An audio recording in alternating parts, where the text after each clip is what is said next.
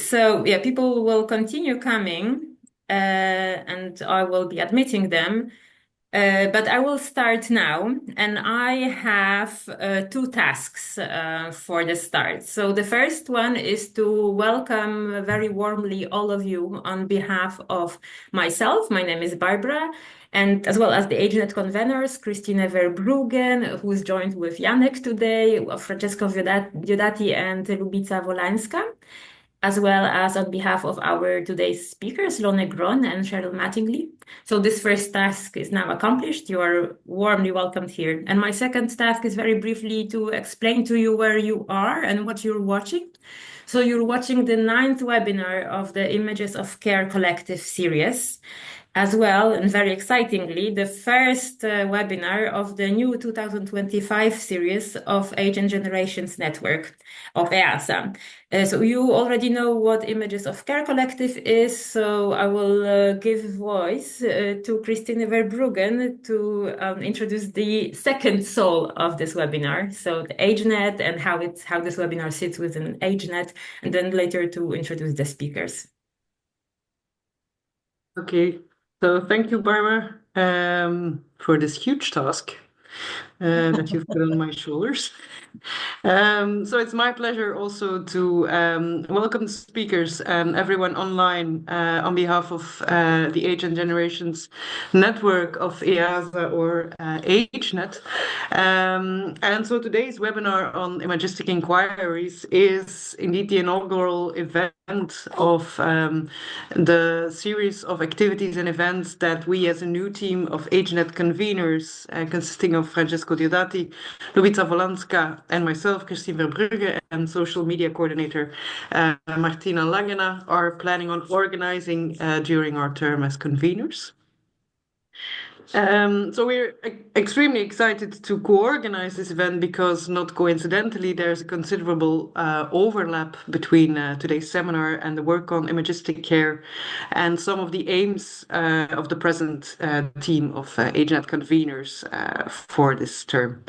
And that is, as they will undoubtedly talk more about during the seminars, the speakers will show us today what kind of different, more than representational engagement with images and the visual in collaboration with artistic processes can do for knowledge co-creation and aging research. And this really resonates with our endeavor to promote experimenting with participatory research methodologies, among which audiovisual and creative in research on aging lives, experiences, and futures. And then a second thread that they will elaborate on is how these images can have a perplexing effect on the process of concept formation, which is also one of the domains that we want to work on as a team, namely we want to look into how the sometimes unproblematic or presented as unproblematic link between aging and care can be perplexed from different angles by unlearning care or troubling care or introducing unknowingness in care through ethnographic research. So we hope to build on their work further, and we look forward to this seminar. So now I only have the honor of welcoming today's speakers, Professor Cheryl Mattingly and Professor Lone Grøn. Cheryl Mattingly is a professor at the Department of Anthropology and Philosophy at Aarhus University and an Emeritus Professor of Anthropology at the University of Southern California. Her primary interests are in critical phenomenology, the anthropology of ethics, medical and psychological anthropology, narrative, chronic illness and disability, health disparities, race and minority health. Her primary research has been in the United States, and she has received an honorary doctorate from Aarhus University and the John Simon Guggenheim Fellowship. And she has been awarded the 2015 new Millennium Book Prize for Moral Laboratories and the 2011 Stirling Book Prize for The Paradox of Hope, and the Victor Turner Book Prize for Healing Dramas and Clinical Plots, and the Polgar Essay Prize. Cheryl, it's our pleasure to have you here. This is Yannick. He agrees. I'm sorry. And then it is also our pleasure to. This is intergenerational life. Um, So then it's also our pleasure to introduce Lone Grøn, who is a professor at VIVE, Danish Center for Social Science Research. Her primary interests concern the lived experience of chronic diseases, obesity, kinship, aging, and dementia, and in phenomenological and aesthetic approaches. She has conducted fieldwork in Denmark. She's a PI of several collaborative research projects, such as Alter Us, Kinship, Cognitive Difference and Care in the 21st Century Danish Welfare State, and the project that will be discussed today, Aging as a Human Condition, Radical Uncertainty and the Search for a Good Old Life. She has published numerous articles and book chapters, including several co-edited volumes, such as Aging, Time, Beings, Temporality and Ethics in Old Age, together with Lotte Meinert, which is forthcoming. And of course, the book that they will talk about today, Imagistic Care, Growing Old in a Precarious World, and Contagious Kinship Connections. So without further ado, Lone and Sharing, the floor is yours. Thank you so much for this very, very generous introduction. Yes. And thank you for organizing this amazing series. I've been wanting to join for so long, and I don't know how it is that the things you want to do the most sometimes doesn't happen. So thank you so much for inviting us. And I've been looking back at some of the presentations, and it's really important to be able to meet other people who are interested in these kind of from the side ways of thinking. So I think we are both quite excited to have this opportunity. Cheryl. I will share my screen because we prepared a presentation. I hope it works.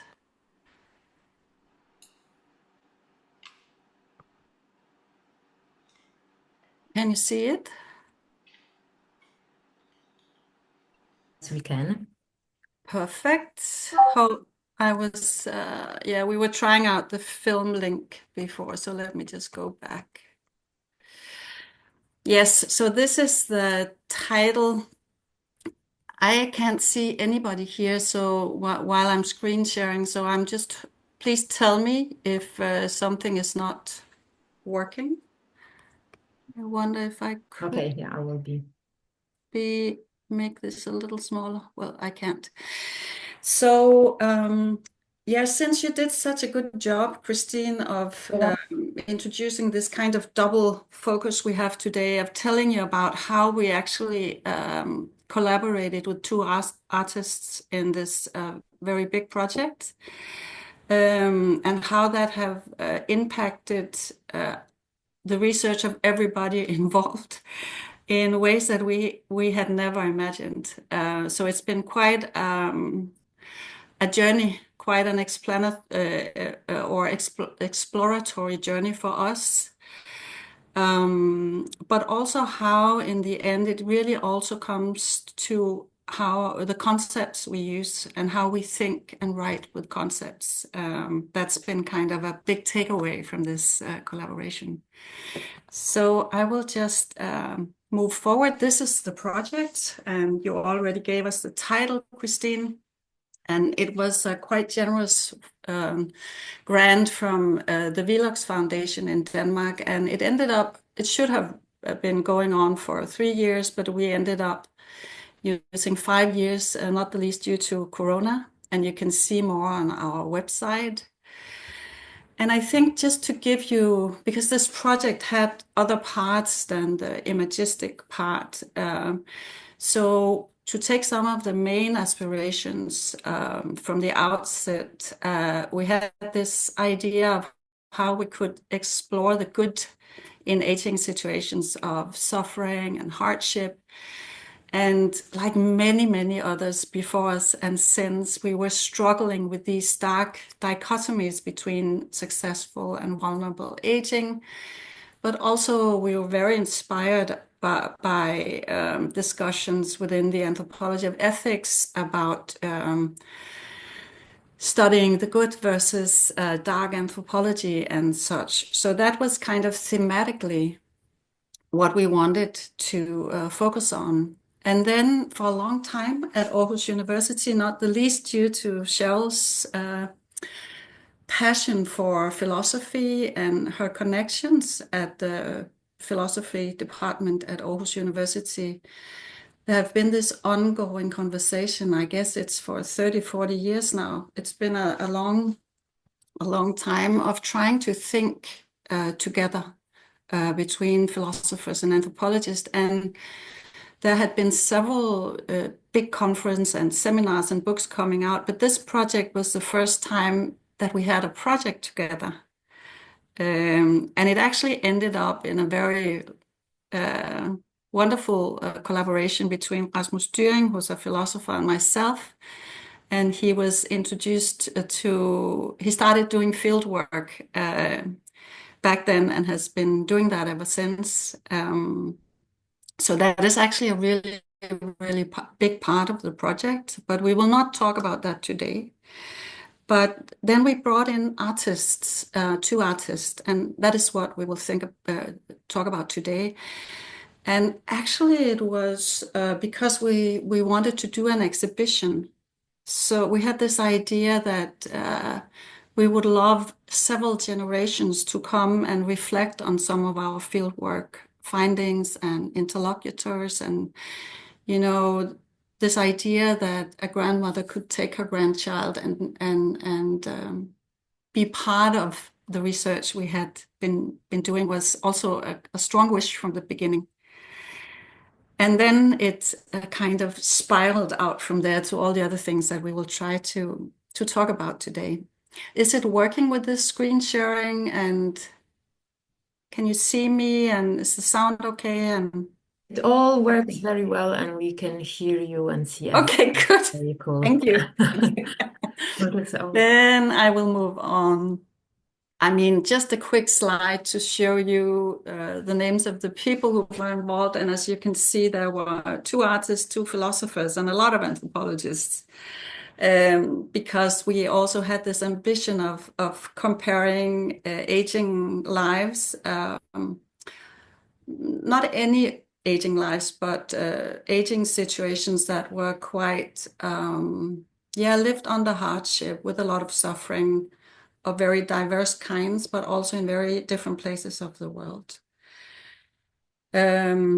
So it was quite, I can say that because I was one of the more inexperienced. It was quite a wonderful group to work with. I was the PI for a big group of people who just did everything amazingly well. And then we also had so much help from this wonderful advisory board. And the picture is taken at Skagen, which is the northern part of Denmark. And this is where we went for yearly seminars, which I will talk about in a bit, and where all these very, very close collaborations happened. So here we have just walked to the sea. So these yearly seminars at Grøn, I think two things have been really important in this collaboration. And one was that the artists didn't join us later. They were part of the project from day one. And they took part when we went to the AAA or the SPA. They were part of our presentations. So this kind of the conceptual, the thinking, the empirical, and the aesthetic, artistic really became intertwined from the beginning. But then also we had these seminars where we met for several days, and Klitgården is a place where you can go in kind of writing retreats or artist retreats. So there are these workshops along with rooms where you can sit and write. So it was just an amazing place for us to work with the artist. And what they did to us was this constant push that we should embody and convey the concrete and the particular and the singular in the lived experience of our interlocutors. And I've just put this picture of Susan Reynolds White sitting down in the workshop place. And we all had to move and sit and try to be or show our interlocutors because Maria Speyer, the artists who do the drawings, really needed something about movement and weight, and to get a sense, you couldn't just work with the words from our presentations. And of course, it was both challenging and very, very, well, a lot of fun. And yeah. And then Tove, on the other hand, who you can see the two of them in the middle, because she had to do an exhibition, she was always saying, bring back things from the field. And it was not only objects, but we should bring sounds, we should bring memories of the people that we met and atmospheres and everything, which also I think especially Maria has been doing a lot of, who has been actually talking before at this seminar, had a lot of really wonderful reflections about how that impacted her fieldwork, that she had to go around and find all these sensory objects or atmospheres. So specifically about Maria Speyer, I've put a link to her homepage here. From the first day, she told us, I'm not going to draw wrinkles. There will not be wrinkles in my images. And she really brought to our attention how many images of aging or elderly are kind of cliches or have certain stereotypes that you use in order to show that this is an aging person. And she just said from the beginning, this is not what I will do. And I think that in a way also helped us in what we saw in our interlocutors. Not that the wrinkles were important to us, but there was something about what she paid attention to.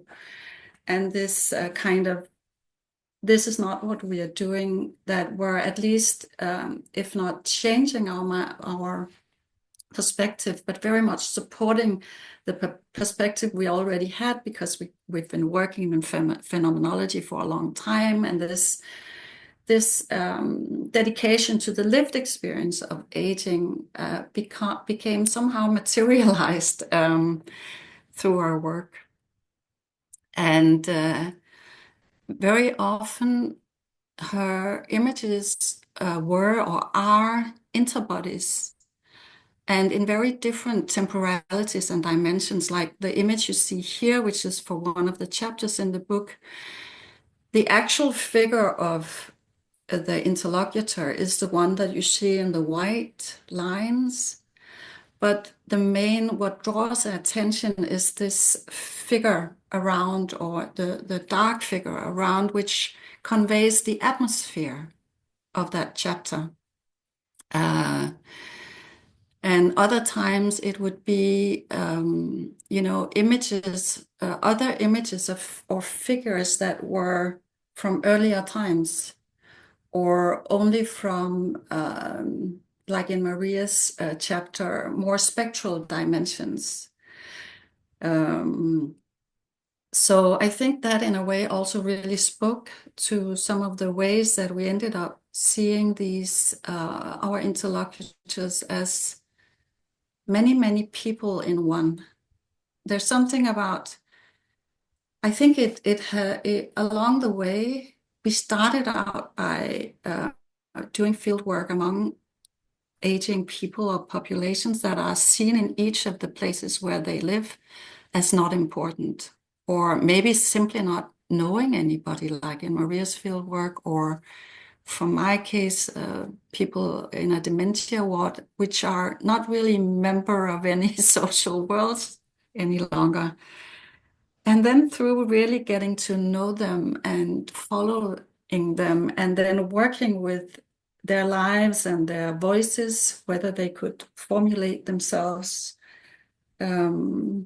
discursively or not, they became such strong voices that could speak to the philosophers we used, or to social theory, or who really had a lot of weight, not the least due to this many lives that were already lived or could have been lived within them. And then I think another thing that really inspired us was Maria's obsession about material, like what kind of paper, what kind of coal, what size of paper. And she invited some of us into working with her, also with some of the images. So we understood this is something that she writes about in the book, in her chapter called The Drawing Underneath, how important the material, what a big part it plays in the image that comes about in the end. So I think that was also one thing that at least I have taken away from this. And yeah, I just want to mention that Maria also did amazing conference papers on the phenomenology of the body, of interbodies, and of the process of drawing. So we had an amazing collaborator in her. And then Tove Nyholm was in charge of making this exhibition space, and a little bit like Maria, and this was actually not, even if that was what we wanted, it's not something we demanded of them, like do it like this, but kind of they came with their own ideas of how they could work artistically. And Tove Nyholm also said that she wanted people, real places there, but not like a person sitting in a room in this kind of realist way, which they also sometimes do at this museum. But she wanted to create spaces of lived experience. And in Danish, for a long time, we called it værelser. And that just means rooms in Danish. But være also means being. So in a way, we thought of them as spaces of being or of dwelling, but which were still very much linked to each specific. They were very specific and very concrete. And you can see the room of Lotte Meinert's interlocutor from her chapter, Kuom, and how there's a screen at the right. And these screens had to kind of convey the non-material parts of this this room, like dreams, thoughts, emotions, things from past times. And then she also made small wooden cupboards that kind of looked like cupboards with glasses in them, where these personal items that we had brought from fieldwork were placed. And then she just insisted that the people who came into these rooms had to sit in the interlocutor's chair. So we found a chair and brought, so that you were kind of invited into a space that was personal, and it was with the concrete things and objects, and very importantly, it was full of the interlocutor's voice. So this thing about voice was also something that Tove really insisted on. So when you went into that room, you could sit in the chair, you could look at the things, you could watch the screen. And then either if you were a Danish person, you would hear the Danish sounds in the room, or if you needed English translation. No, otherwise, the real voices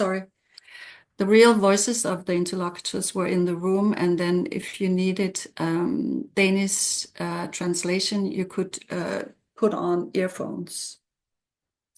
I think now I'm beginning to doubt what it actually was, but this attention to voice, the tone of their voice, and then also that the translations that were made into Danish were spoken by people living in Denmark from the same, like from with Tibetan background or with Kyrgyzstan background. So the actual exhibition had these different dimensions, and in a bit we will try to see if we can show you a small clip so you can get an idea of how that space was. But it had these drawings that you see there in the big room, and they were 4.5 meters high. And since they're also part of the book Imagistic here, I'll tell more about their process a bit later when I'm talking about the book. But they were kind of decorating the room and giving a specific atmosphere to the room. And then the small word extracts, which are also in the book that I will talk about later, were also next to it. And then you could step into these 5 rooms, which were from 5 people from 5 different fieldworks. There were some stepping stones with sayings from Susan Reynolds White's fieldwork in Bunyola about old age. And then in the middle of the room, there was a kind of philosopher's square where the philosophers had tried to look through a lot of our data and find 4 themes where they took specific sayings from our interlocutors and where people could sit down and talk to each other about the exhibition and read these different citations, you can say. And yes, actually you can see here now people, several generations sitting there with these at the Philosopher's Square, looking at some of these what do you call them, pieces where all the themes were. So now we are actually going to show you a little bit from this, if it works. Yes, yeah. So I have just. I should stop.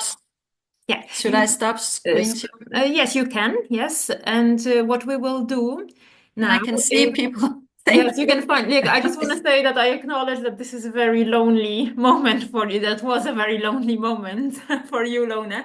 But we saw you wonderfully. And as we agreed to Lone and Cheryl, we will now, and I have just done that, like share the link to this clip in the chat. So you should see it. Please let me know if you do. And then if you could open this clip on your own devices, on your own laptops, and watch 10 minutes, first 10 minutes of it, and then come back to us. We will still be here, so we don't we don't close this Zoom room, but if you get out and you want to go back, you can just click on the Zoom link. And now I will send, you should be able to see it now. Can I just say one quick thing about Please do. Yeah. Please do. No, I just to tell people. So this is not a film made by a filmmaker, a professional film. What happened is, as you heard, so this exhibit happened during this period of COVID. So a lot of people, we still got people coming to the exhibit. It was safe enough. Yet at the same time, a lot of people who would have wanted to come, especially internationally, couldn't come. So Luna Fash, she's very good at finding some money for emergency situations. So she found a bit more money somehow. And we were able just to simply make a film. And we didn't, so that something for people could see who couldn't be there for the exhibit. And I'm glad that happened because now we have it. But so your expectations are not for. It's not a professionally made film. It's just documenting. We just wanted to have it. But I think it gives something of the quality of the atmosphere. Yeah. Having said that. So, it's not a terrible film. It's just no. I can see that Alona and Cheryl have taken very seriously the idea that we want to bring together visual scholars and professional image makers and anthropologists. But really, the whole point of this, all those images, is to challenge those like professionalism or like the convention of images. So no worry, don't worry. And also any rough images are very welcome here. So we're coming here in 10 minutes, not in 20, Elisa, because this is the question like from in the chat. So we're coming back in 10 minutes, starting from now. I will wait for, like, let's wait one more minute. And then, yeah, if you could give us in any meaningful way. Okay, I think people are here judging by the... Yes. Yes, they are, yes. So welcome back, and we will continue with the presentation. I just scrolled and I see so many friends out there. Thank you for coming. And we're having really an amazing... What a warm and moving thing. Well, anyway, I should continue. I can see I've talked too long on the first part because it's really important that we get also to the conceptual part. So I'll move a little faster. I will have to share again. I wonder what I'm sharing now. Now you see my inabilities as here we are. I'm moving now on to the book that you originally invited us to talk about. And I gave this a lengthy introduction to it to kind of show that a lot of things went before the book.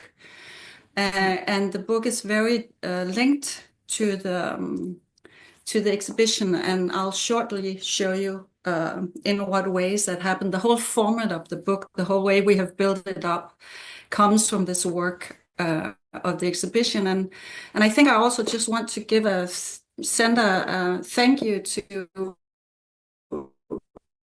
Robert Deschalets, because he was in our advisory board, and we never thought that we could find a press that would print something that was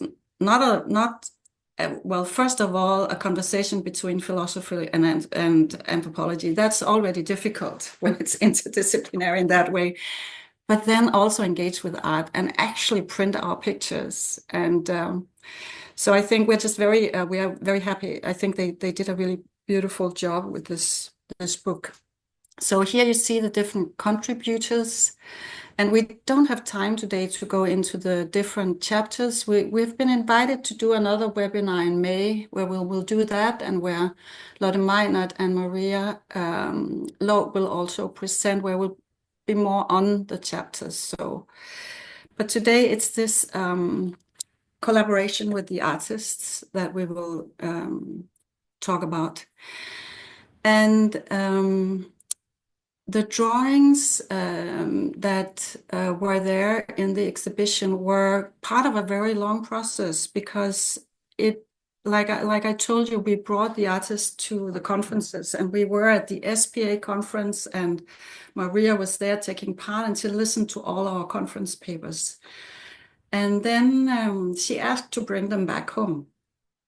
And then she worked on them until we met at the next Grøn seminar, where she had taken each chapter and taken out the words that had movement or weight, or that somehow captivated her, and made them into these small poems. So these drawings you see here, the 5 on the walls, were her first attempts of trying to then transfer what she got from these little word extracts or word poems, I don't know what you would call them, and make them into something that was an image.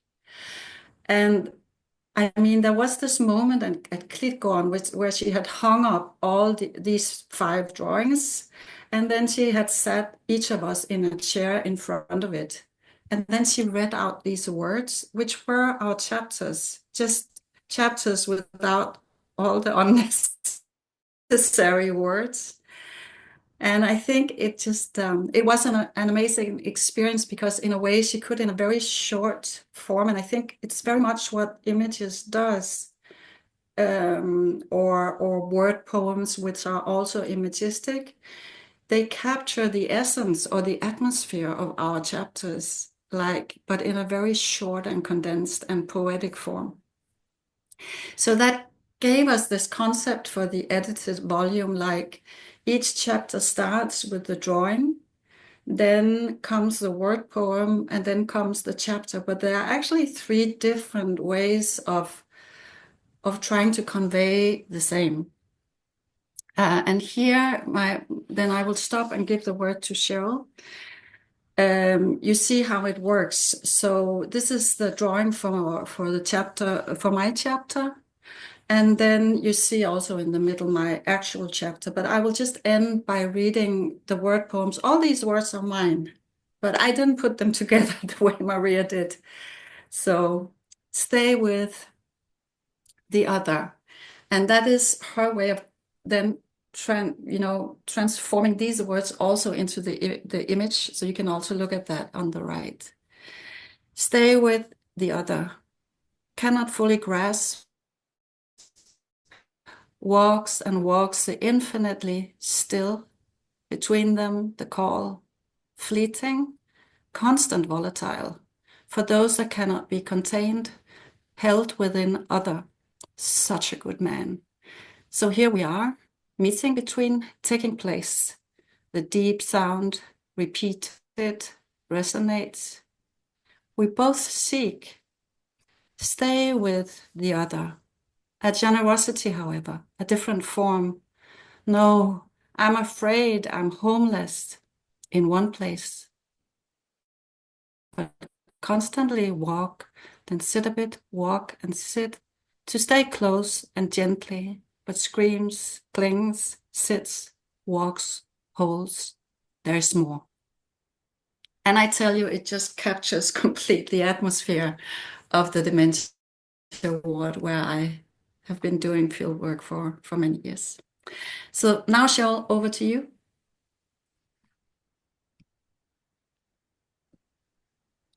Can you hear me okay? Yes.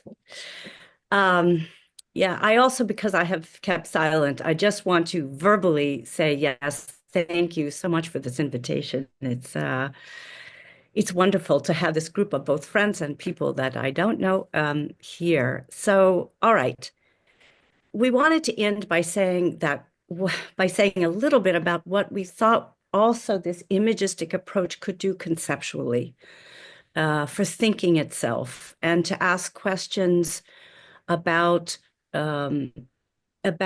what is imagistic about an image. Obviously, not every image that we see is imagistic in the ways that we mean, and I won't say more about our particular version of the of what we're thinking about as imagistic. I don't think you can talk about it easily ahead of time. It has something to do with how it becomes expressive for a particular audience and in particular situations. But one of our inspirations was a work by Lisa Stevenson, who also wrote a foreword for the book. And there's a particular expression she uses, which I just find so compelling, when she talks about the way that images drag the world with them. And I really think this idea of the possibility of having a concept which we think of as quite abstract or just empirical material, that this imagistic dragging the world with them suggests a whole other relationship to particulars, including our ethnographic particulars.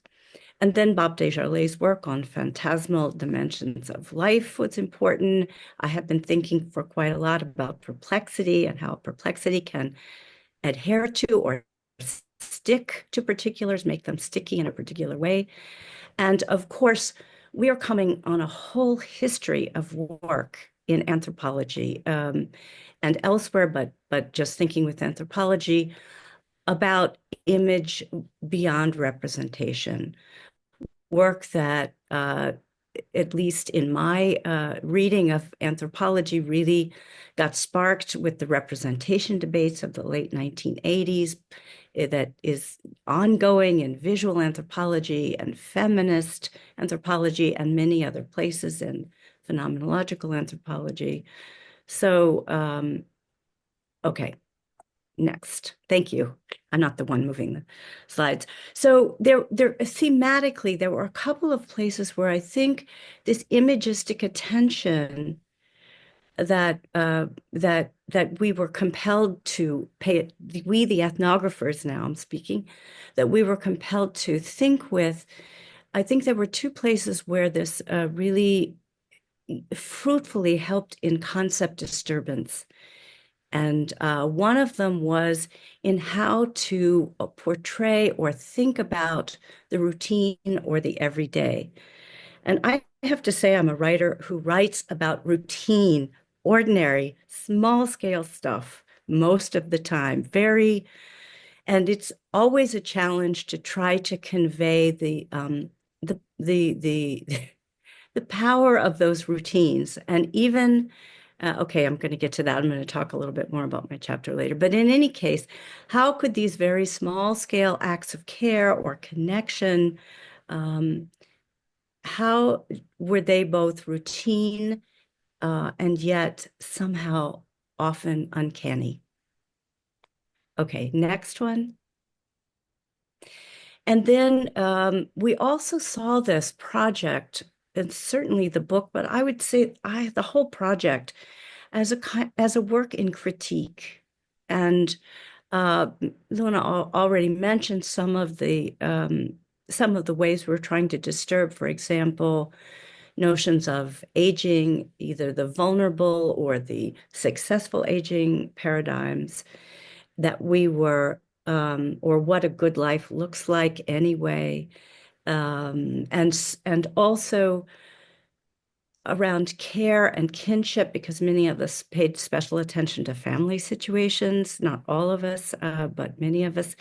So the kinship and intimate others, the relationality that developed, that was trying to trouble maybe some even of the dominant, some dominant perspectives on these in our different fieldwork sites. And also, of course, the question of dependency. And what does it mean to this care dependency issue? Okay, so as I said, we were interested in the imagistic as a form of thinking. Could it be a form of thinking? If so, what kind? And what I've just said about troubling some of these maybe more dominant ideas about aging or about life of marginal people, we were trying to trouble those or think in troubling ways about those, but that can just sound like a massive act of deconstruction, going from things you might know to kind of just being perplexed and not knowing anything. So I think it's important to say that we saw this also as this kind of troubling process as concept creating or offering us a possibility of concept creation that an imagistic inquiry could particularly help us with. And this question of hesitation, I'm going to say a little bit more about that in a moment. But I think all of us saw that this imagistic approach could aid in hesitation and in pausing in ways that were generative. So if you just think of, if you go to an art gallery or museum or something, you anticipate not rushing through things as fast as possible, hopefully not, but of actually standing and pausing in front of scenes, in front of images. And I think that sense of how one moves through an art space, though we were not artists, we ethnographers, also wanted to see if we could pause and hesitate, and if we could create that possibility of hesitation for audiences of our work. So we've talked about two Marias, which might be confusing to you because they're both very sort of artistic. One is Maria Lowe. She's an anthropologist at Aarhus, and the other is Maria Speyer, the artist. And Maria Lowe once asked me if I was talking about image concepts in some of my little descriptions. And I'm like, that's such an interesting term. So I want to make a proposal, and I'll end with that, on how it's thinking in I'm not done thinking about this, but I'll leave by opening that up. Could we think about what imagistic inquiries do as offering us image concepts? And I'm also going to turn a little bit at the end to somebody who was a particular inspiration for me, Edouard Glissant. He's a poet and scholar, or he's no longer alive, from Martinique, a contemporary of Fanon. And he has written quite a lot about what he calls the poetics of opacity. And so I'm going to, for the sake of time, just read you a passage from about with Glissant, thinking with Glissant, from a 2024 article of mine. And what I want to just simply note about Glissant is that in speaking of a poetics of opacity, he is advocating what he calls a, quote, thick, opaque experience of the world, end quote. Opacity, he says, is not the same as obscurity. Rather, it recognizes, quoting him again, that which cannot be reduced, end quote. And so my kind of pondering, and I think that what we're talking about with considering imagistic inquiries, is the possibility for not only a visual piece like Maria Spire's art, but the events that we witness as ethnographers. So can these events, described in some detail, provoke us, cause interpretive delay, slow down thought, reduce clear certainty, and in doing so, offer something crucial to concept development, both illustrating and suggesting the terms, the limits of the terms that we would ordinarily use to subsume particulars within some larger whole or some abstraction.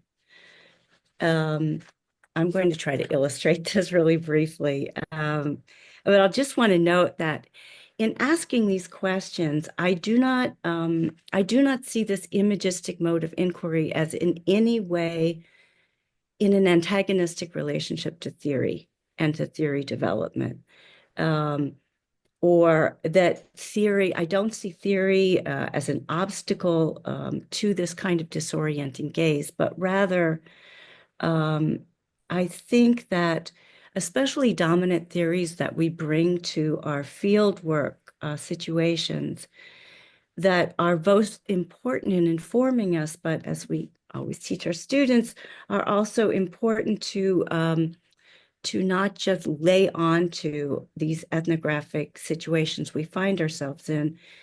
I have seen this approach to the imagistic as very much a way to put our ethnographic scenes in dialogue with theory, whether it's Husserl or Glissant or whoever it might be.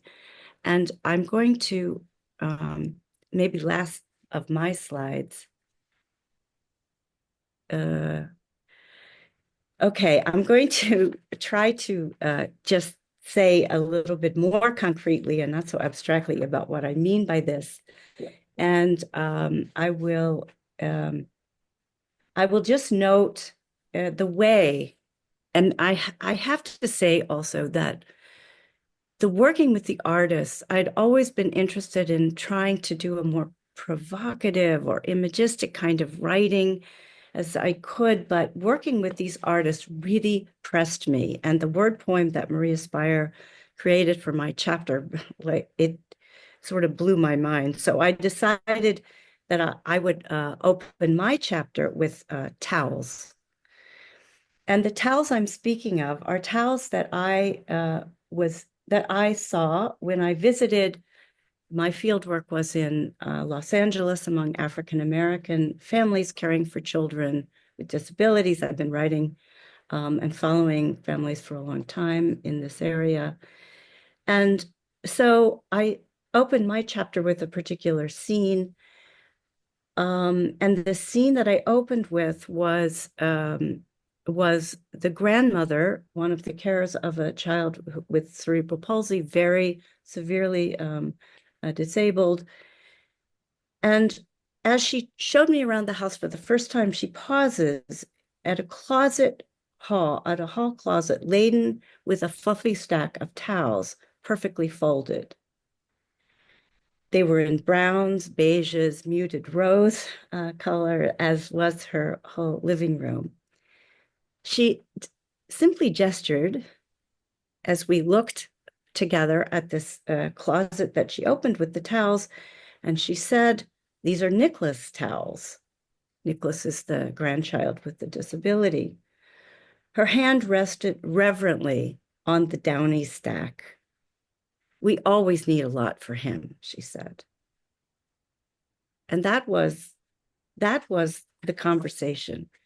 Now, these towels haunted me for years. It took me years to write about this family for some reason. They haunted me because I'd been to so many houses, especially with grandmothers or great grandmothers, where they tell me in tremendous detail the routines of everyday life. And I try to be interested, but easily I'm like, again with the thises and that's of how I clean and what soup I feed my kids and where I go to get the stores with the cheapest stuff. So I've tried to listen, but I've also recognized that I, who hate housework, have a hard time sometimes listening in a good way. And yet these towels, the gesture toward the towels, the tenderness of the gesture toward the towels sort of haunted me while I didn't know how to write about this family. And then with the work with the artists, I think I thought, could these towels be a kind of image concept? Could they be an image concept about the good life in old age? And it wasn't just that I wanted readers to pause. I had been paused in front of this pause that the grandmother created by her standing me in front of a hall closet. What was I supposed to see? I didn't know, but I knew there was something there. And her pause, my pause and her pause, my asking you your forbearance as I pause you in this short presentation in front of this hall closet, could that unlock something about this good life in this family and Nicholas as a centerpiece of that good life? And without saying more, I will just say that what I began to understand is the way that the good life in this family, for these elders, a great grandmother and a grandmother and a great aunt, a great great grandmother, trio of old ladies caring for this very disabled child, that this marked the first moment in generation after generation of the kind of structural violence in which care for a sick child, a very severely sick, disabled child in this case, was simply not possible. And that the good life somehow meant something like having towels, freshly laundered, the kitchen blender where they could make the food that allowed this child to eat. Okay, I'm just stopping there, sort of mid-sentence.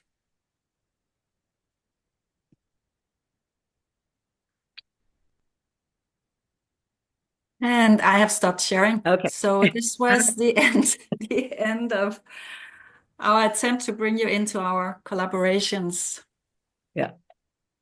There's still a little bit of time to let's talk. talk about it. So, I mean, I must warn the audience that if you don't come up with the questions fast, I will ask millions of questions. So you better be fast, and because I have so many.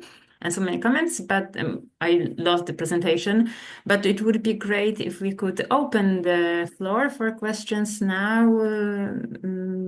We already have the first question to discuss, thinking about image concepts.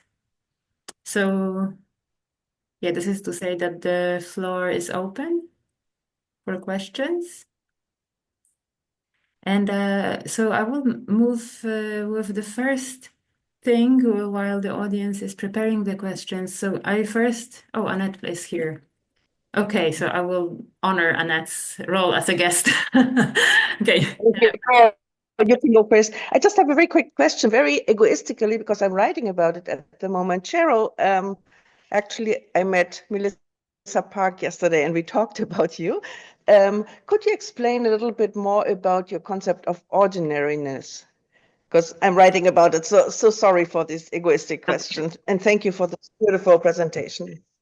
Yeah, okay. It's a very big question. And I can see other people here have thought about this. I'm seeing Felicity here. Have thought about this ordinary business a lot. Of course, it's even a big word in the anthropology of ethics, ordinary ethics. So I better not go too far in trying to answer this. What I would say, and we tried to think about it. There are ways of thinking about both the word ordinary, the idea of ordinary, and the idea of common sense. They're not the same words, I know, but in ways that that can easily make it seem as though life is quite certain, that we sort of know what will happen. It's that the ordinary things are those things which we can kind of anticipate we will be doing tomorrow, or that so that we can use words like habits and routines and other language to convey that day-to-dayness, which of course tasks of care in the elderly household I was looking at, there's a huge amount of day-to-day. It's incredibly important, this day-to-day care, especially for a medically fragile child like this. They're trying to keep him alive. He was supposed to die when he was young. He lives till he's 23. It's the meticulous day-to-day care of this child. So I could see all that empirically. It was really obvious. But so that's what I kind of mean by ordinary. And I could write about it, but what I would easily miss if I only saw it in terms of the what we can see as empirically important day-to-dayness of those works of acts of care and the routines organized around this child, the reverence, and not, I mean, I follow a lot of families. This was not everybody's experience. But this particular family and these three women, and that created a perplexity. How come stacking towels why would it create, is this an altar of towels? I began to wonder. This is a Christian family, so it wasn't ridiculous, but I didn't understand, and that I was being led to, and I still couldn't see. Thank you. And I just want to say one more thing, and then I know there are other questions. I also want to, one thing that I think is really possible about these imagistic scenes is that they also throw our own interpretations into a kind of perplexity, so that we can keep thinking with them. Quite satisfied with the interpretations I make of these towels. Maybe they can speak to other people in other situations, maybe things I'm not seeing, that my scene prompts. So there's something about keeping thinking alive. This is a Hannah Arendt concern I've been very interested in. Yeah. I just want to add that in the introduction to the book, we frame this as a kind of discussion with Schutz and his notion of common sense, ordinariness, everydayness. And he makes these different life worlds or these different domains, and then he writes about this. There is also the fantasy and the dreams and all of that. Of course, that is part of everyday life, but somebody, like putting it away for somebody to think about later.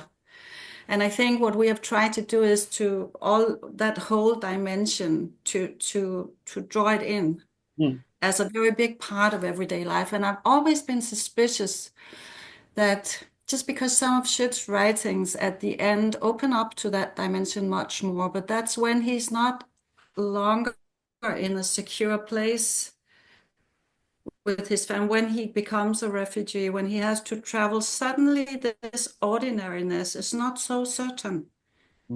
So shown that ordinariness can be an achievement in some situation. It takes a certain income level and a certain situation to be able to think of the ordinary as routine and the same every day and stuff. It's really not a given. Yeah. Yeah. Thank you.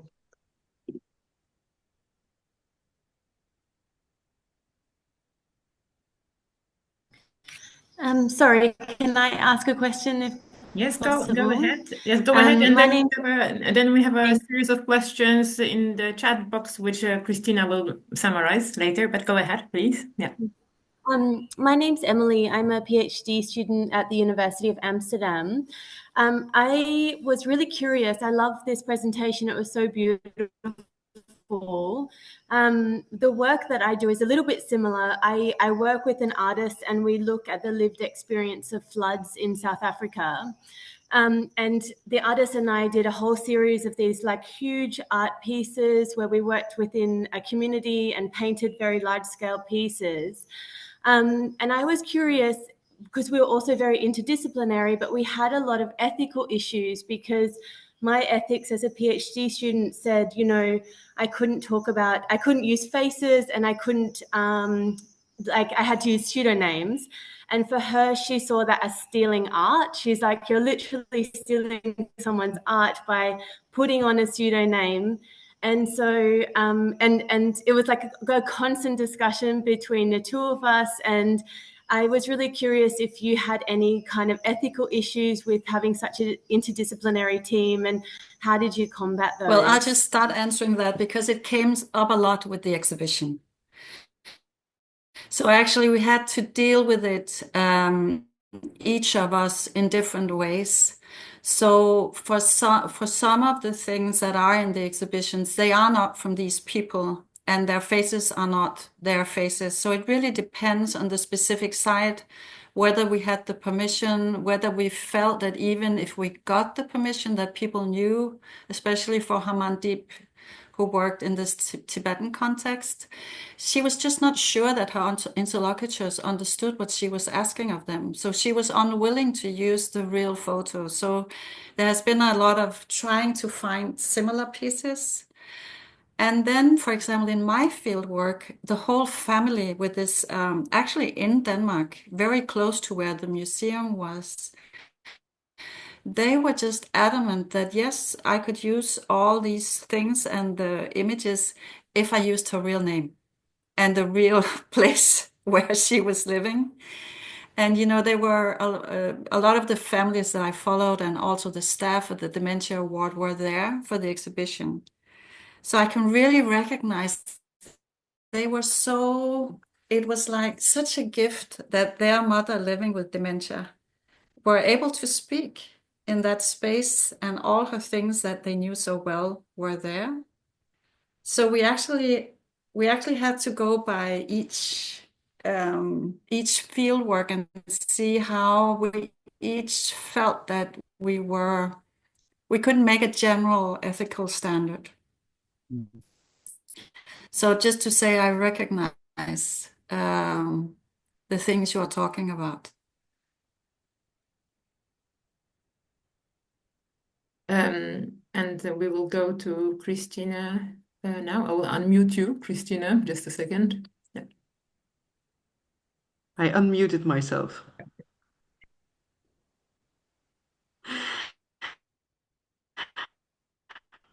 Okay, so by Alexandra Crampton, who thanks you for this fascinating presentation. And she says this is a mundane question. How did you choose the people who feature in the exhibit? This must have been hard to do. What are the options and dilemmas? Is it okay that I take like three questions that you can decide who answers them, Yes, Lena and sure. Cheryl? Yeah. And then a question about the poetics of opacity. So how can you retain those when they oftentimes conflict with the demands of peer review who don't allow for such opacity? And there was, I think, a final question in the chat by Christina Douglas, who is also thanking you for a wonderful presentation as your books. And she calls them works of beauty. That's worth mentioning.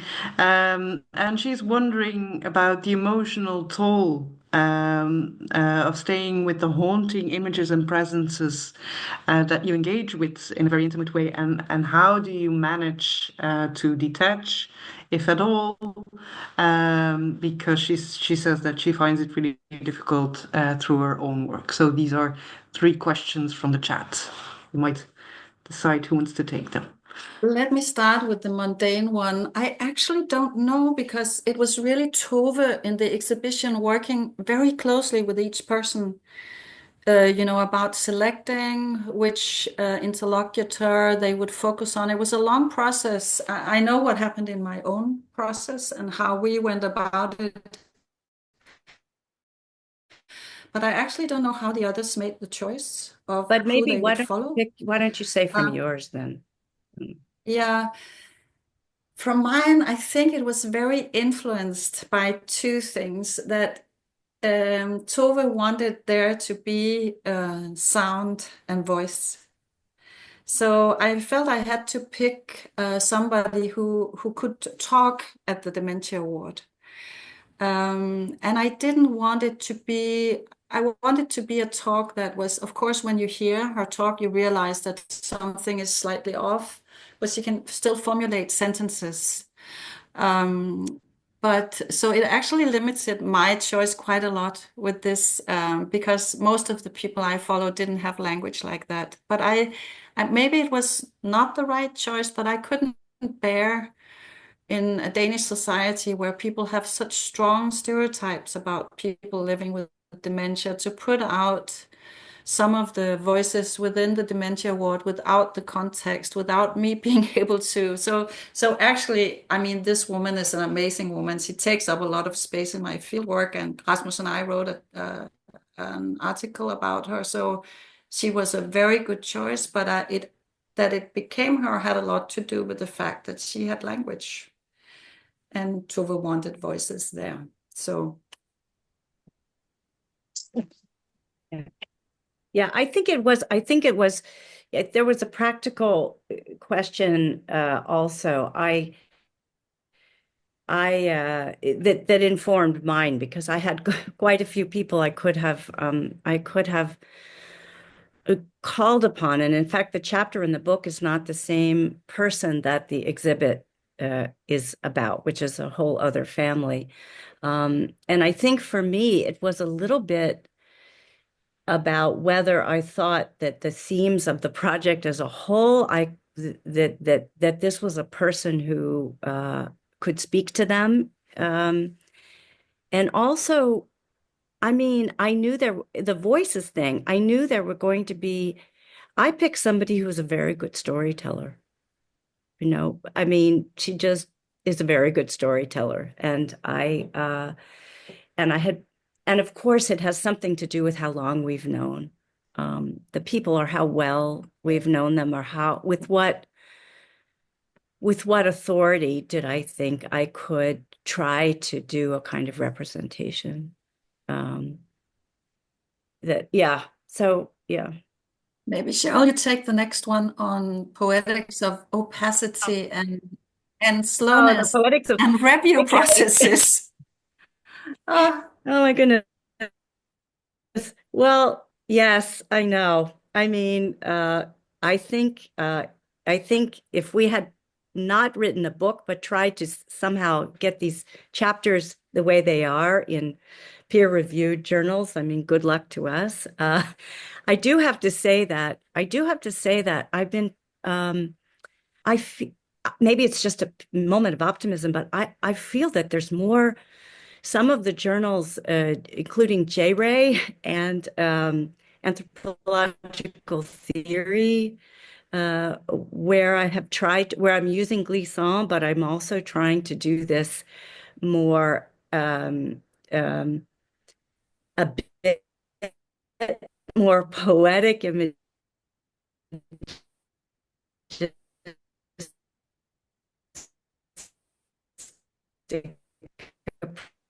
approach. But one of the questions I got with my this article coming out on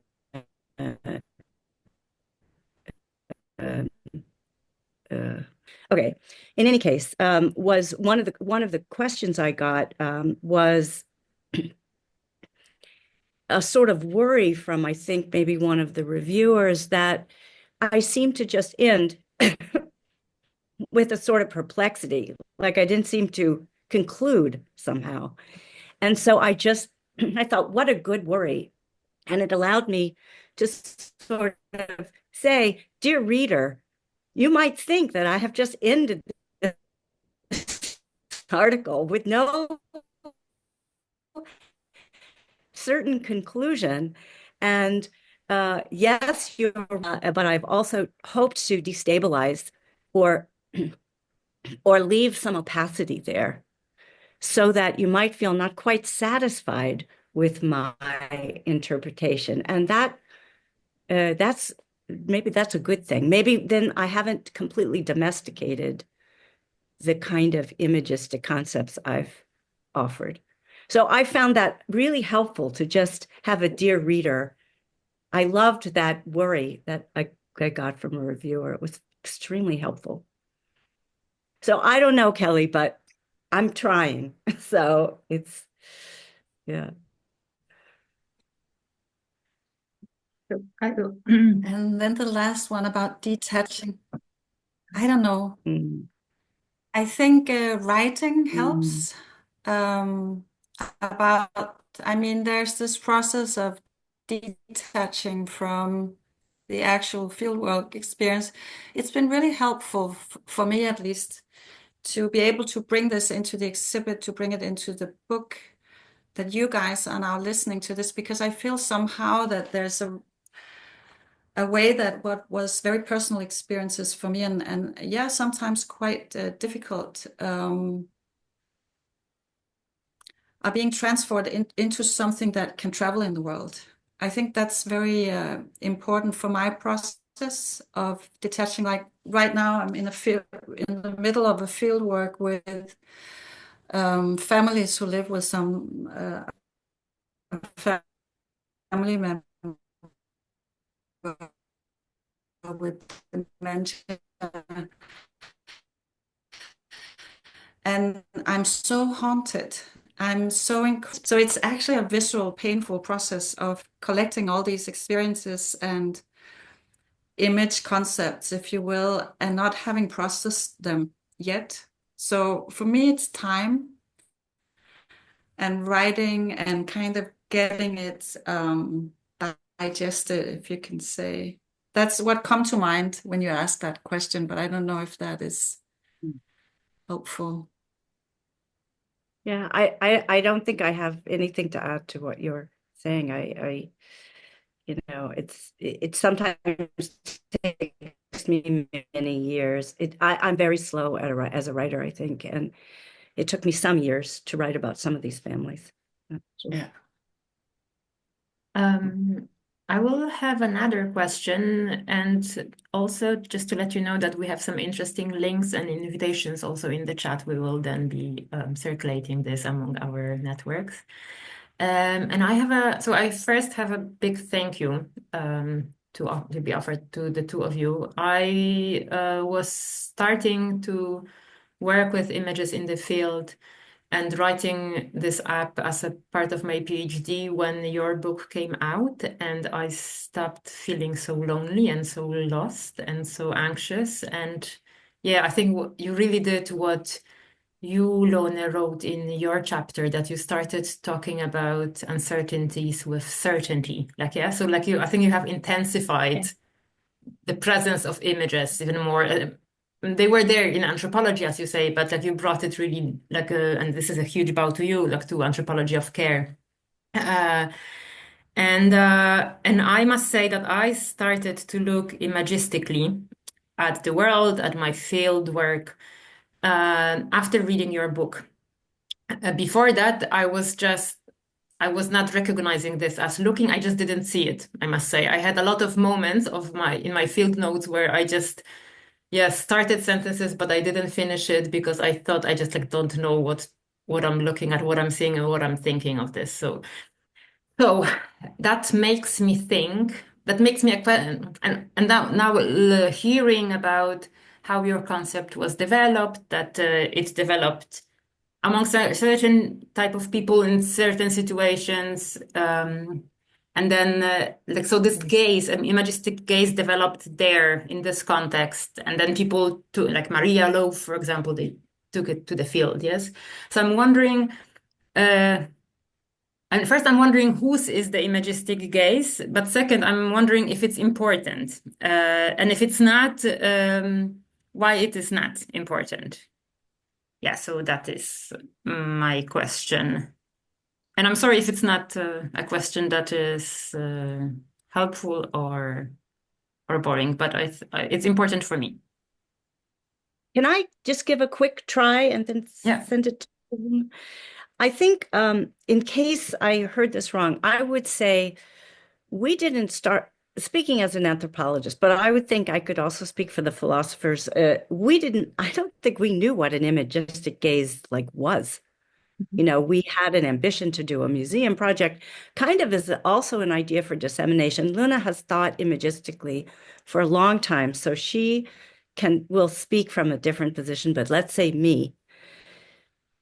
Though I have been so compelled by the more poetic writing in anthropology or by films and other aesthetic approaches, I think that this collaboration took me to a whole other level of even understanding what can be done with the imagistic. You know, what can it prompt? And also, since I'm not anti-theory at all, reading Glissant, reading Jean-Luc Nancy, reading Hannah Arendt, rereading them sometimes in connection to the artist's work, in connection to who practiced hesitation and distilling and introducing a kind of uncanniness in their art. All of this, I think, for me I think it's just changed the way I've thought about what I'm doing as an anthropologist. So I very much see it as something that grew over the years. And I think I would not be the only one who would feel that way in our group. And in collaboration, the philosophers, we didn't talk much about them, but they had a lot to say. And they also introduced some disturbances, which were helpful, actually. Yeah, I think I was, before I started university, I did experimental dance theater for 10 years or so. So I was quite old when I started university. So maybe this is like a prior way of experiencing the world that I was introduced to when I was young. But I think that, we were all phenomenologically oriented before we started this project. So it was going to be a phenomenological project, and that already takes you some way towards the imagistic. But I think what was so powerful in the collaboration with the artists was how that got accentuated in new ways that really linked to field work. It's a lot of what Cheryl writes about when she writes about perplexing particulars, but it's this staying with it and allowing it to trouble you and allowing it to trouble both common sense notions that are part of what we study or the institution where we're doing field work. What is this thing that is happening there? And just write it down and let it haunt, let it speak. But also, like Cheryl says, this idea that we have that if we find the right theory, then we have explained it all. Theory can really help. It can really help bring something forward. It's not that. But this idea that it really is our fieldwork experience that has to be amplified, and I'm also not against theory. It's not an ambition of only having empirical data or only having novels. It's actually the opposite of allowing the data and the image concepts and the things that you started noticing in your fieldwork, the gaze you brought, to give them importance, to let them foreground. So that's, yeah, I think we are, maybe it's giving too long answers, I'm sorry. No, but I also think that what is very strong in your approach to Imagistic is that, as you say, it can be expressed in different communities, in different places, in different ways. So I'm very much clinged on your invite to never allow Imagistic to become this sedimented concept, which would be ironic, yes. But you have it all there, so is that's I think this is a wonderful adventure that you started, and let me go for another question here. So it's from Christy Pupu. In what ways, if any, did your interlocutors work with the artist's exhibition? I'm working with images as a kind of knowledge production, individual voice finding, and self-representation, which makes me curious about how the interlocutors interacted or influenced the art. And but that's I suppose it brings us back to the beginning of your presentation. However, if you it's a wonderful question, and I can answer it quickly because we didn't in this project, but that will be the next step. I'm so interested in what you're doing. So I think in the next in one of the next projects that we will be doing, we will go that step further. And I think many of you who have presented in this forum are already doing that, of collaborating and bringing your interlocutors into the art production. But actually we did not in this project. So that's a short reply. Unless Cheryl, do you want something to add? Do you have anything to add to that? Yeah, no, I mean, I think Luna gave the short answer, including this aspirational idea. In fact, Tove Nyholm, the artist who created the exhibit, the homes, the dwellings, she came to LA because we had an idea, and I brought together a whole bunch of the families in the study that we had the idea that, which they were very enthusiastic about, of creating an exhibit and showing it in local, one of the local, we even tried the African American Art Museum, and we tried a few places. So they were really interested, and Tove came over to LA, and we met with people. So I could see how much enthusiasm there was from the families who had been part of this long research. There's a whole team that has been part of it. And then it didn't happen because I simply couldn't raise enough money. I just didn't know how to do it. I mean, to really make something happen. So we never, and the other things, life got in the way. But I could see how compelling it was. So I hated having to walk away from that because I could see what a great project it would be, actually. Our time is coming to close, as also signalized by Janek, who's accompanying Christina here. Oh, Melissa is also there. Oh my! Hi, Yeah, everybody. This is a lot of very well-known and not so well-known, but great to see you. Yeah, I think like yeah, we were always very blessed to have so many like family gatherings almost Nice. attracted here. But yeah, so just because our time is about to run out, I will close it with just saying that I think we all feel that there is something new going on in anthropology, and I think you're one of those people who have like the part of this zeitgeist. So here is the ghost in this zeitgeist phrase also, if you want. We will again share the links that will be that have been shared there. Keep your eyes on the radar for the next webinar with Lone and Cheryl in May. This is the one organized by Natasha Lemos-Decker, I suppose. Yeah, so we will also be advertising this. Yeah, and Anne-Marie Samuels. Anne-Marie Samuels, yeah. So Yeah. we will be in contact. We will also be advertising that.